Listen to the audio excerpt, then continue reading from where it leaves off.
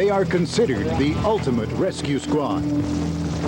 Every time we leave that building, you don't know what to expect, and that's the most exciting feeling. They work in the most dangerous situations with one goal: to save lives. These things we do that others may live, and our whole life is pretty much dedicated for that specific mission, to go out and rescue people. Their heroics rarely make the headlines. This business is conducted without fanfare. I kind of like, being the quiet professional. In the next hour, you'll meet the men known as parajumpers and see what they do firsthand. From their work in the jungles of Asia during World War II, through Vietnam, to today's civilian rescues. They'll climb mountains, jump into raging seas, parachute from planes. An elite group of men trained to venture where few others dare to go.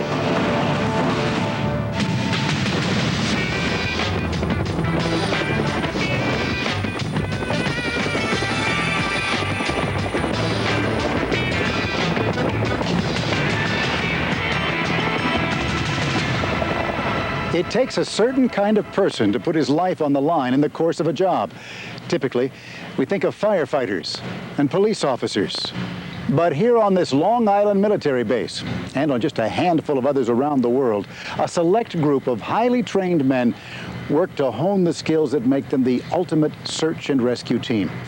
They were put to the test in what's been called the perfect storm, but their abilities and sheer nerve are needed for every mission.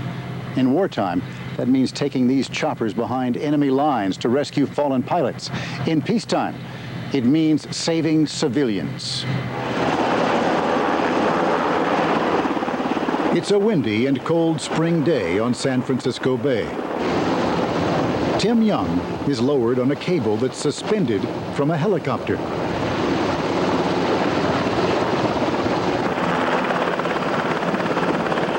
Minutes later, he jumps into the 52-degree water.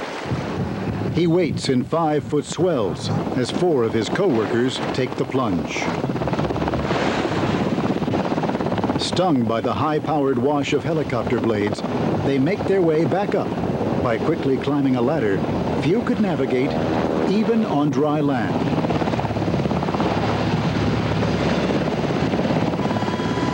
It's just another day at the office for these parajumpers, or PJs, as they're usually called.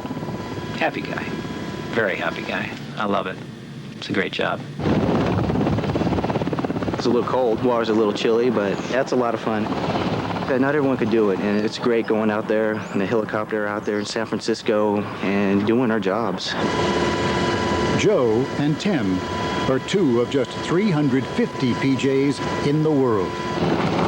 Men whose physical abilities, mental toughness, and medical training make them a sort of Superman, Dirty Harry, and Marcus Welby, all rolled into one. They've got to be dedicated to what it is that they're being asked to do, because they get to do some pretty difficult things. A team player, but also they have to be an individual that thinks for himself, can take care of himself and those around him. You can't quit. You can't quit at what we do. You'll be stuck out in the middle of the ocean, out in the middle of nowhere. If someone's not feeling up to it, you just can't call time out and, go back in. You can't. It just doesn't work that way.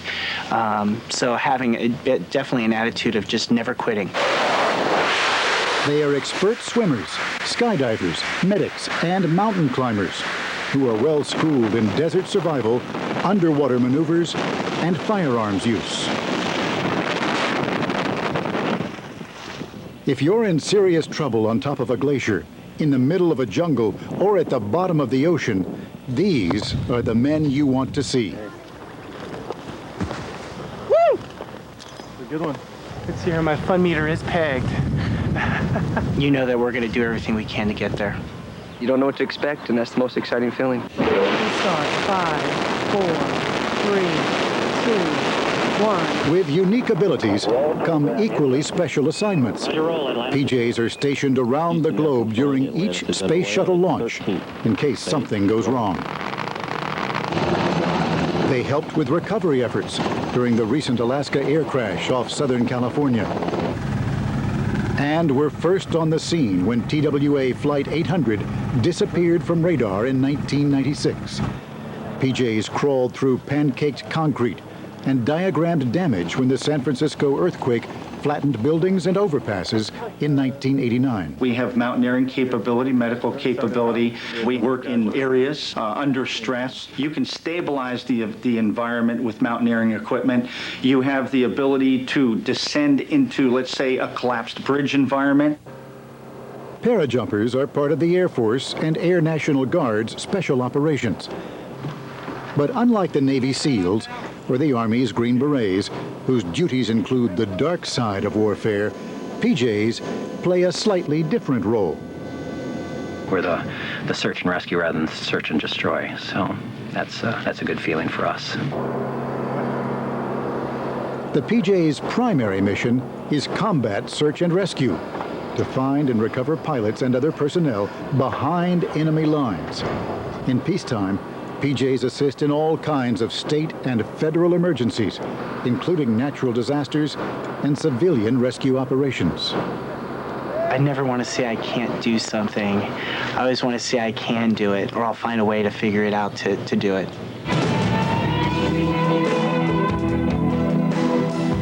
Just as their skills and attitudes set the parajumpers apart, so do their tools, which allow them access to places that others can't reach. An H-60 Pave Hawk helicopter works right alongside a C-130 tanker plane. That's a system that gives the helicopter unlimited range because it can be refueled in midair.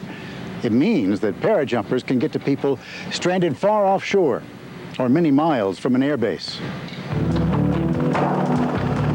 In-flight refuelings are among the maneuvers practiced by air crews and parajumpers.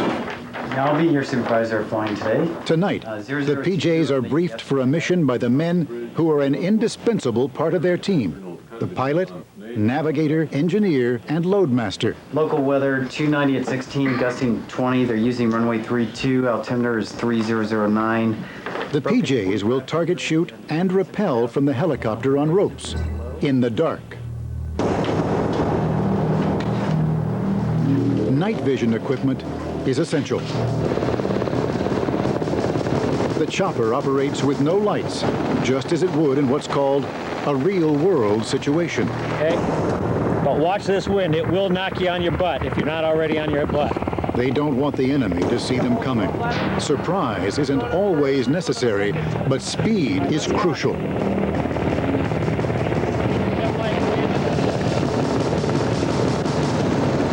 Theirs is a world without limits and one with its own language. Halos, hey-hos, SARS, and low and slows are just a few of the maneuvers that have PJs jumping, swimming, and literally hanging around several days a week. But being a pararescueman is not a constant adrenaline rush. You have some of those more exciting type of rescues, and then some days you're just sitting in the helicopter flying around searching, and you never find anything. So there's kind of a, your ups and your downs, the yin and the yang of rescue. It's a little of both. Just when you think you've learned everything there is to learn, you go out and do an exercise, and then you come back with a bunch of other lessons that are learned just from the environment, the way the scenario runs. So you're constantly learning.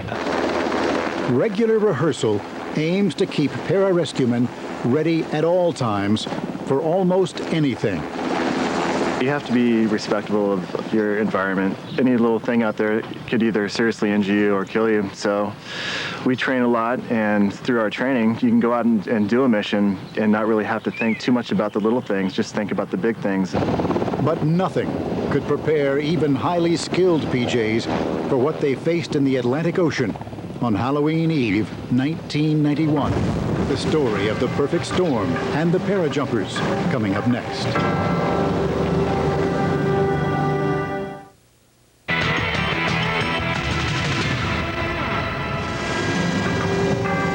Parajumpers are always aware of the potential for peril to those they're trying to save and to themselves. One PJ made the ultimate sacrifice on October 30th, 1991. in memory of Arden Richard Smith. We all call him Brick. His remains were never recovered. He was lost at sea. Smith was one of 5 men from the 106th Rescue Wing on Long Island who got the call to help a sailor on a small boat, much like this one, also in trouble that day in a horrific Atlantic storm. The account is chronicled in the best-selling book and movie, The Perfect Storm. Call it the perfect storm because a meteorologist called it that. He said you couldn't design a worse storm for New England. A hurricane and a gale and a high-pressure system just collided off the East Coast, locked together and fed off each other for 4 days. There were 100-foot wave heights offshore. The mission began around 3:20 in the afternoon. The chopper refueled twice on the way to the scene, 260 miles away. I'm looking at the survivor and the conditions, and I'm just saying, Jesus, there's no way. This guy looked like a little rubber ducky in a bathtub when you're splashing it. These pictures of another vessel in distress were taken by the Coast Guard about 10 hours before the storm reached its peak. By the time the PJs got to the sailor they were trying to help, the winds had gotten stronger and the waves higher.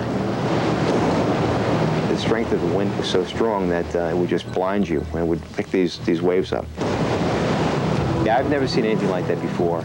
I've never seen anything close to that.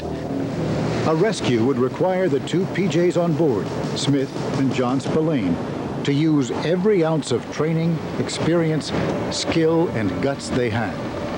The conditions were bad, but it still seemed within our limits. That it was going to be right at the outer edge of what we can do.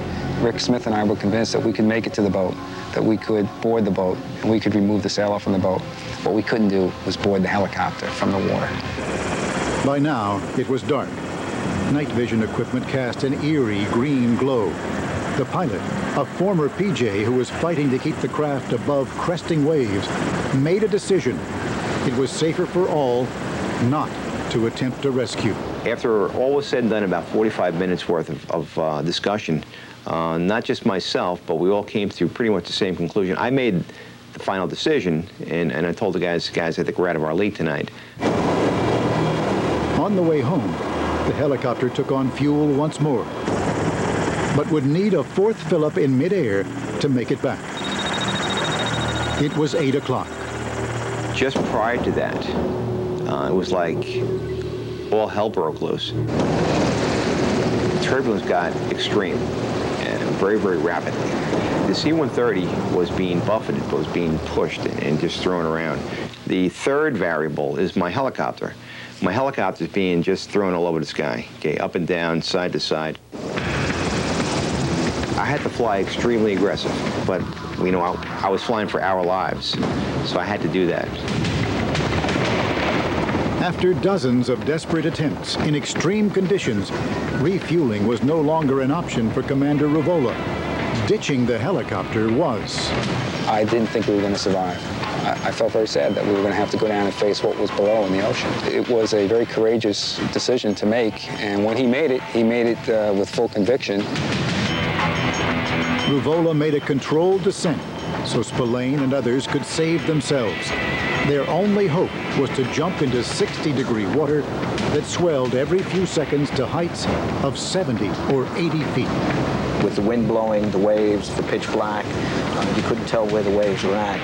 And I basically actually jumped out the door here and fell only about 10 feet right into the top of a wave crest. I got hit by a wave behind my head, and it actually tore the helmet right off my head. You don't float up and down waves like that. They constantly pound you, submerge you underneath the water.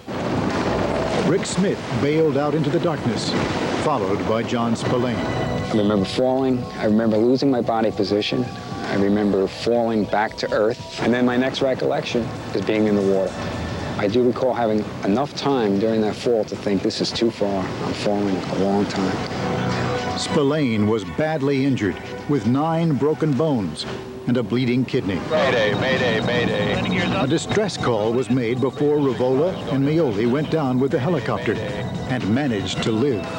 Myself and Jim had linked up, And like I said, he was very, very cold. And he wrapped his legs around me to try and give some kind of body warmth. But, you know, there's not a whole lot I could do regarding just him holding on to me. A strobe light they carried was a beacon for John Spillane, who was tossed and lost in the waves. So I knew they were big because I was being pummeled by them. I could hear them coming. I could hear it rumbling down. He saw something flashing and swam towards it. The men had drifted for more than 25 miles during a 6-hour ordeal. Before the Coast Guard ship Tamaroa, homing in on the strobe, came to their rescue.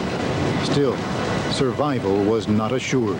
And as it got closer and closer, you could hear these guys yelling at us. Swim, you know, swim, swim, swim. It crossed my mind more than once that we were going to die. Every bit of will and strength they had left would be needed to save themselves.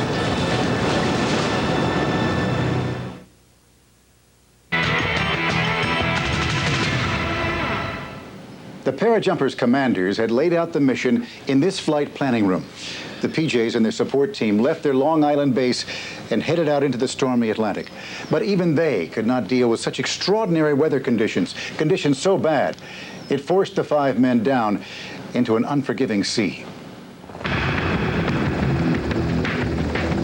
The men who had left Suffolk Air Base on a rescue mission were now in need of rescue themselves. Their minds wandered as they were carried along by the storm. You thought about things that really didn't always matter that much. Life insurance. I did think about my dog. One time she was back here at the base, and I'm thinking, oh, geez, I hope someone takes care of my dog. It was the night before Halloween. My son was in kindergarten. My daughter was 3 years old. Who's going to take the kids trick-or-treating tomorrow? You know, because that's a big event for children. I thought a lot about my wife, and she was pregnant with our first child, and that brought me sadness and happiness at the same time. It's a funny thing. I was very glad that I was leaving something behind with a good woman, that there was a part of me that was staying behind.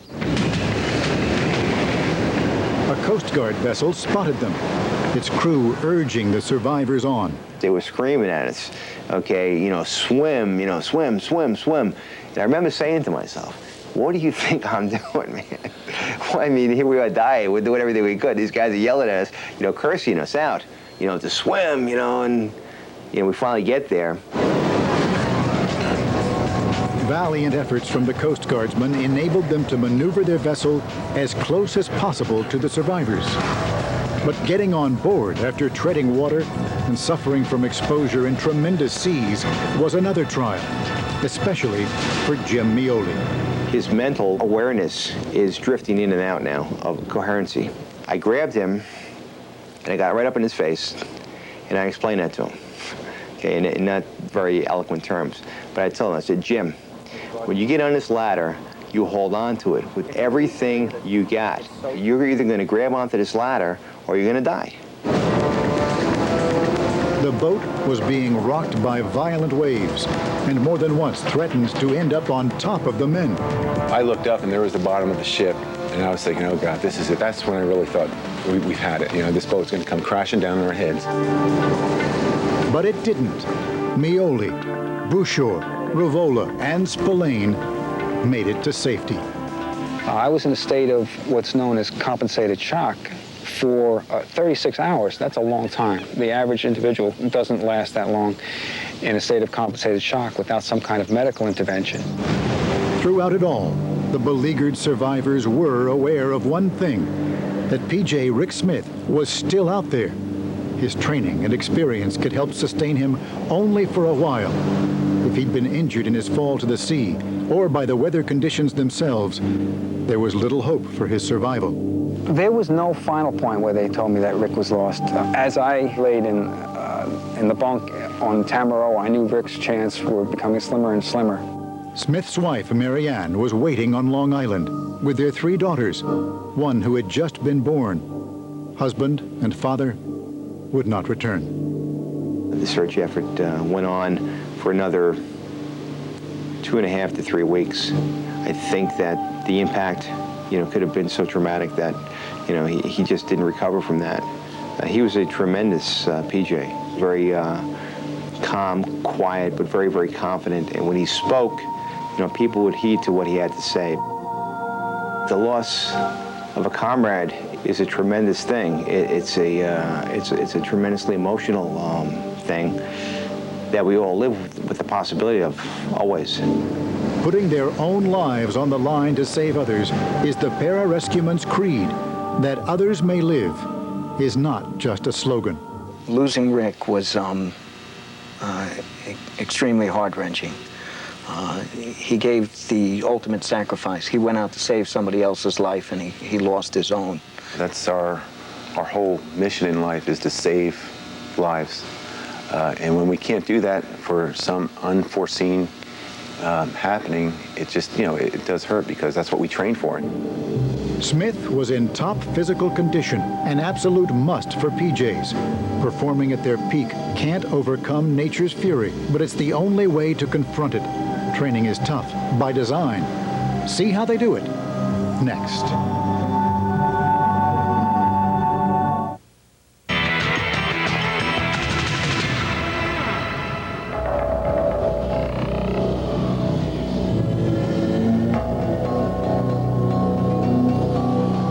Field near San Jose, California, is home to the 129th Rescue Wing of the Air National Guard and the handful of men who have survived the ultra-rigorous PJ training program.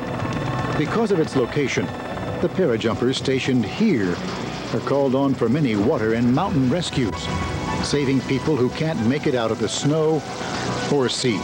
We've got surf suits, we've got black free fall suits, I've got a gray free fall suit, I've got red Arctic, North Face gear, just anything goes. Really depends on what the mission is. Tactical gear all the way down to, civilian gaiters and things like that, civilian backpacks, Sherpas, everything. Only a select few are ever issued this equipment and the privilege of using it. Who becomes a parajumper? Most PJs didn't grow up wanting to do this, but many of them loved physical activity when they were younger. For years, I've known PJs that were either the most, fastest runner, or the fastest track star, or the wrestler, or the skier, or the tennis player, or whatever. But what seems to be normal is that they excelled in some way in high school. Water polo, wrestling, did swimming year-round. And help me prepare for the school. Get your head up! 1, 2, 3, 2, 3. Hey. 1, 2, 3. You're not here to be anything. You're here training to do something. 1, 2, 3. As in the notorious training school, men who are merely tough won't necessarily make the grade. Up anyone? You can't take another step because the fans like you so bad. You'd be surprised. A lot of those well-built football players end up washing out once they find out how hard the water is. In fact, 90% either fail the hellish indoctrination course or drop out. 1, 2, 3, 4. 10 weeks of physical and mental punishment are designed to see who can take it 1, 2, and who can't. They wear you down to the point where you want to quit, and that's the toughest point. Is like, I want to do this. I'm not going to quit. And to wake up the next morning and know you're going to be thrashed. The thrashing includes gassing, running, and lots of yelling. For those still standing, that's just the beginning. You guys don't seem to be very motivated, do you? For the next year and a half, they receive training in 7 different disciplines, which include jump and dive schools.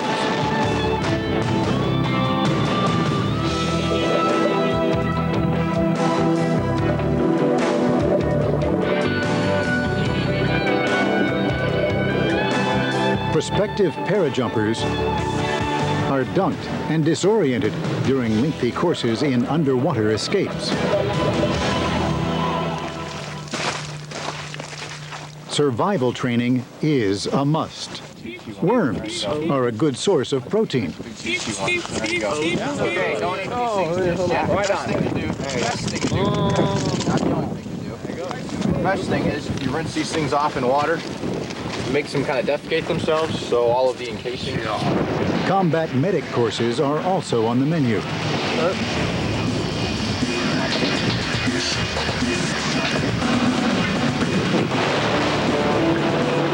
Successful completion of 2 different parachute schools is required.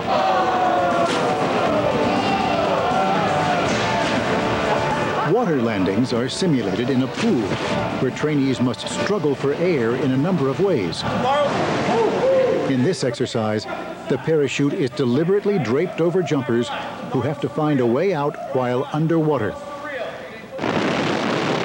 Any one of these mandatory challenges not mastered results in dismissal. 140 selectees or trainees, and out of that, 8 graduated. It's a usual story, I'm sure. I was about 84 that started, and we graduated 6 from our class. You know, everyone's going to be pushed past their limits, and the decision to keep on pushing through with it and not giving up just makes everyone special in the career field. At some point along the way, you're going to be, the end result is you're going to be in combat eventually. And we try to put the stress on the student as if he's in the combat situation already. 1, 2, 3, Your hands on your butt. There's no way to really enact that except to give him a lot of details, a lot of stress, and then see how he reacts under that stress. Negative, Sergeant! Negative, Sergeant! And it's the only measure, if you will. 1, 2, 3, son! While some PJs readily acknowledge that women could do a good job, females are not accepted into the parajumper program. The Defense Department cites upper body strength as a critical issue. They say it's not cost-effective to accept those who are not likely to make the cut. Producing a PJ is not cheap. When you think about 2 years, plane tickets, travel, different schools, all the equipment that we're established with. I mean, anything from mountain climbing gear to scuba gear to tactical to non-tactical to civilian to everything. I mean, it's got to be well into the hundreds of thousands of dollars. For that reason, the government tries to keep turnover low by offering re-enlistment bonuses and special jump and dive pay. But financial incentives are not what being a parajumper is all about. The salary for a PJ with 6 years experience averages $30,000 a year. So why do they do it? Job satisfaction and knowing that you're going to be doing something totally different the next day. I love almost every aspect of being a pararescueman. Mostly the teamwork, the guys I work with, great group of guys. I like being in the military. I like the lifestyle. I like traveling a lot. When you first get into doing this job, you do it simply because you have the desire to help other people. It sounds corny, but it's true. Most all the PJs that I know have a sincere desire to help other people, and it's a really great way to do it, and extremely fun way to do it, too. It's a lifestyle with a legacy. How the PJs got their start. Next.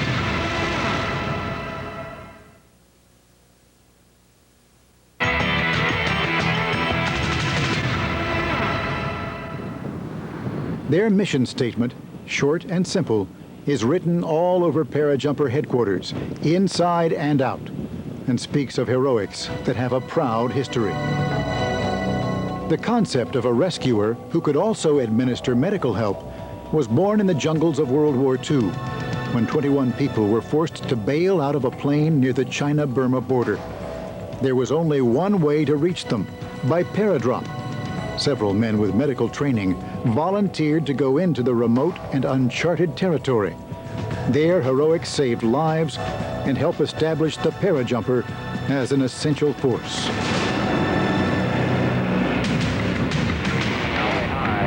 The PJs came into their own during the Vietnam era. After the aircraft blew up around me, I thought I was dead.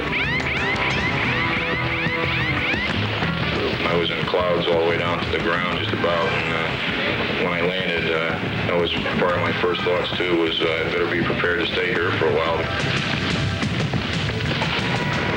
This military footage, some of it from an actual rescue in 1972, is a picture-perfect example of what the PJs do and how they do it, as a downed pilot is found. Right, we're about 50 miles out and should be in about 5 miles. Has a banked up flag. He'll be requiring a PJ. Make sure the Jolly's still aware of this. Roger, we've got the Jollies at the holding point. Our job's pretty exciting, but it's also pretty dangerous. We protect the helicopter while he's in the very vulnerable position of hovering over the survivor. Okay,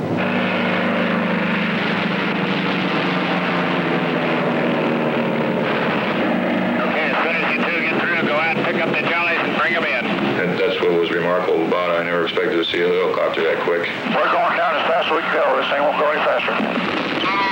Any bad guys or anything in the area? Did you see anything on your way down that might give us a big hassle on getting you?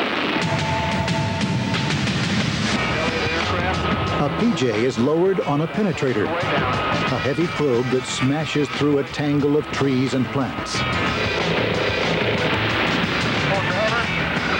Hold your hover. Hold your hover. The pilot is plucked from the wreckage, while gunners defend him and the PJ from enemy fire. Hold your hover, babe. Hold your hover. Hold your hover. Hold your hover. Hold your hover. Survivor's at the door. Survivor's coming in the door. When the Jolly gets that man aboard, it's a pretty good feeling. Once the men are safely on board, the helicopter hightails it home. Survivor, send it secure. Let's get the hell out of here. Air rescue crews are credited with saving more than 3,800 people during the U.S. involvement in Southeast Asia. PJs were eager to do their jobs. I can tell you a few stories back in the war I was in one time where we'd flip a coin at the beginning of each flight. And we were just going on a precautionary orbit, so we didn't know whether we were going into a mission or not. But they'd flip a coin and decide who would be the one that went down the cable when the time came. Usually after they had the flip of the coin, and the person that lost would do the best he could to figure out a rule why he should be going down and not the other guy. So that's just the kind of people they are. That's what rescue is. We're all like that. Another product of their work there is the PJ's official symbol, a pair of green feet. The green feet originated in the Vietnam era with the Jolly Green H-3s, and they would come in to these really tight landing zones, and they would basically leave a footprint of the helicopter with the main landing gear. And so from the big helicopter, we got known as the Jolly Green Giants. Also from the pilots that were shot down, when they were greeted by the PJ, they were usually greeted by this big green monster of a human snatching them from the jungle environment. It's already been briefed, static line and halo. Altitude has already been briefed, 1,500 feet. Rig. Theirs is a fraternity, forged by a sense of duty to their jobs and each other. Oxygen masks aren't required while we're in the local patterns, so you guys don't have to bring your masks. The more experienced PJs are examples for the up-and-comers. Special considerations, malfunctions already been briefed, unconscious jumper, major separation already been briefed, missing jumper upon landing. We'll use the drop zone party and the airplane to find them. And do you guys have any questions?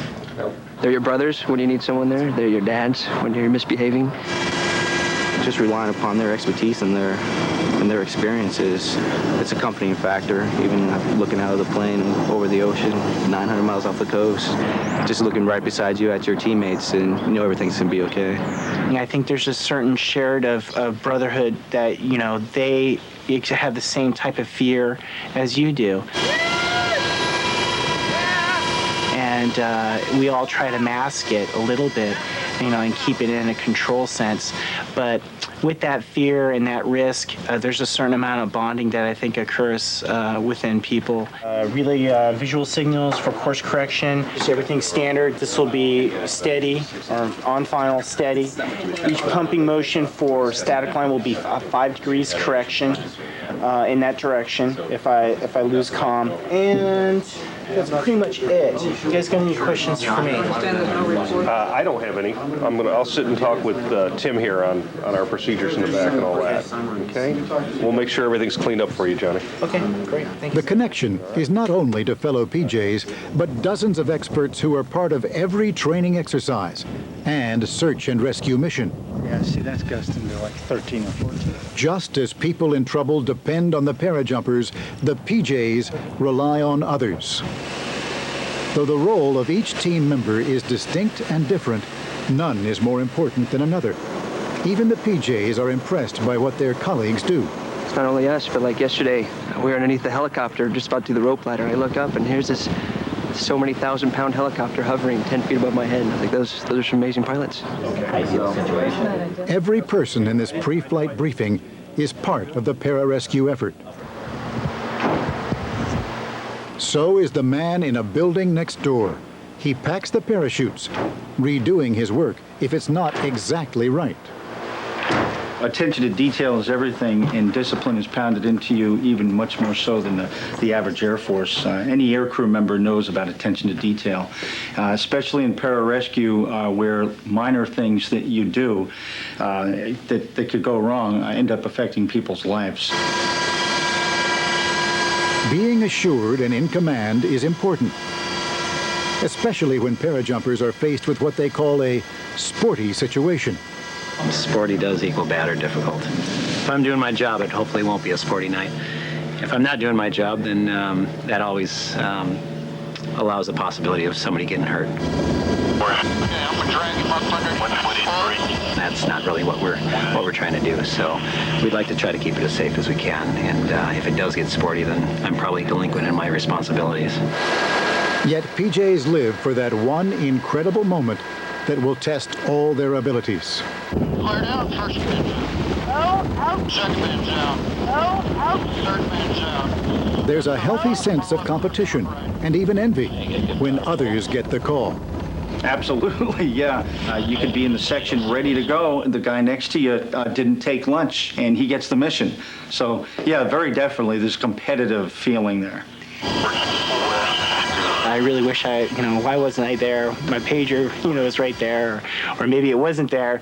And I get really jealous when I hear about other PJs. But at the same time, I'm actually delighted that we got a mission. We got the phone call, and that we were able to respond in a timely manner. Some might never get that chance of a lifetime. Still, they suffer through grueling training, often sacrificing better salaries and more stable lives at home. The tough life and why they live it, coming up.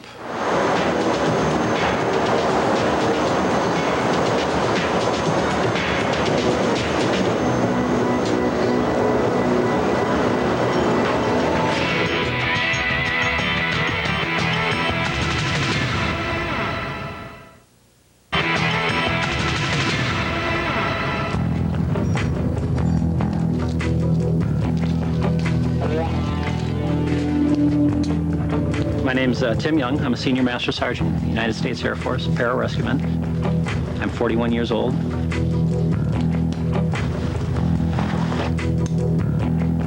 I've never looked back and have never said I don't want to be a PJ or I should have been something else. Pararescue is the heart of me.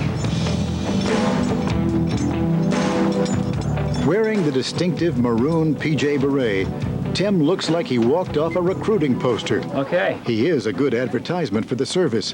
He's lasted a lot longer than many others. The old guy. The career span for most PJs is about 10 years. Tim's been a parajumper for 21, which means he has lots of tales to tell. All PJs have a favorite rescue story. It was for a 82-year-old sailor, solo sailor, going from San Diego to Hawaii on a 29-foot sailboat. And he had gotten himself into a bad situation, knocked himself unconscious, took a hit in the head by his boom on the sailboat. And he was unconscious for about 5 days. And we jumped out into the boat. And I landed right next to the boat. It was about 950 miles out and ended up staying with the guy for 4.5 days until we brought him back and delivered him to a hospital down out of Morro Bay, San Luis Obispo, California. Don't confuse my hand signals to Mike Sampanero as any indication to go. Remember, the only indication to go is a single index finger pointed out. My aircraft commands to Mike, the flight engineer, will be palm forward, palm back, palm down, palm up. Tim is a part-timer these days, a weekender. He's a firefighter in the civilian world. There's also a heck of a high pressure off the coast that's bringing the winds in. We've got winds probably at 30 or 35 knots up there, But he still has to keep current with all of his pararescue skills and remain competitive with the younger parajumpers. And let me know if you go in. I'll take control and I'll call the helicopter in. Young at heart, young at mind, and it keeps you motivated. You know, and just doing any sort of maneuver, it takes me a little bit longer to recover than the 21-year-old. But hey, I'm still doing it. Tim has a wife, and it's not easy being married to someone who does this for a living. I think her favorite saying when I go out on a mission or when I actually come in to do one of these training missions is, I just want you to have 10 fingers and 10 toes when you come back home. Don't mind me while I get into this extra skin here. Parajumpers are not allowed to wear wedding bands or other jewelry while working, for good reason. We've lost fingers, degloving injuries, things like that. That just does not want to go. Sure. There we go. Eric Burke and Johnny Horton, there they go, are in their mid-30s. They've been full-time PJs for about 6 years. They, too, are paying a price for pursuing the most unconventional of careers. Johnny, who is single, admits that his life as a PJ leaves time for little else. I've pretty much given up quite a bit, sacrificed a little bit. My parents have put up with a lot, and along with some of my friends. There's a little bit of sacrifice that, as a full-time PJ, that you make. Time on the road, time away from family, personal life, things like that. Eric, who is married, knows that well. Well, I spent about 6 months overseas last year, so I think that that wears on your relationship. And then coming home and having to reacquaint yourself with your family, that's kind of tough. But hopefully she'll be strong enough to make it through the long haul. The long haul puts retirement a long way off. Probably at 50. What gets him and the others through it is the love of the job and knowing they have helped people, including a captain with a medical problem on a commercial ship way out in the Pacific. We jumped in the middle of the ocean, about 6 miles in front of the freighter. We're jumping into our own little boat, and out of sight. It's crazy. It's fun. It's, I don't know how to describe it.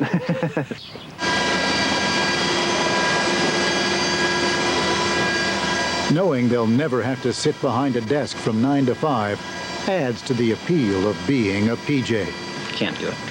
Won't happen. Hopefully it won't happen. Until now, parajumpers have worked with little or no attention. Thanks to the book and movie The Perfect Storm, millions of people will learn all about what they do.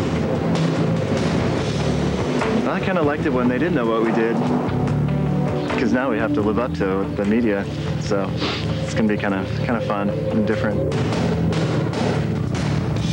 The men who lived to tell about The Perfect Storm are a bit apprehensive. Like most parajumpers, they don't seek attention. But they would like people to better understand the role PJs and their support team play in the rescue business. It is frustrating that the public doesn't know about pararescue. We don't do what we do for recognition. We do our best work where nobody sees us at work except for the survivors, the recipients of our work. Spillane has retired, but other members of the unit from that October night are still on duty with the Air National Guard. In my own personal career, I needed myself to get back in the saddle immediately and get back flying and air refuel, in fact, right away. You know, I just want to make sure that it wasn't anything on my part that I couldn't do, and you know, it was definitely not. It was just that particular night was just, I think, beyond most pilots' control.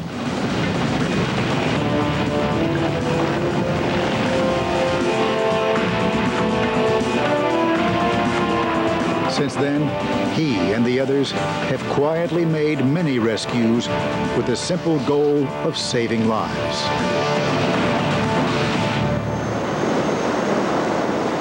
Not far from this base is a military memorial honoring parajumper Rick Smith, who died in what's been called the perfect storm. For all who pass by, it is a permanent reminder of the dedication, service, and ultimate sacrifice made so that others may live. For MSNBC Reports, I'm Forrest Sawyer.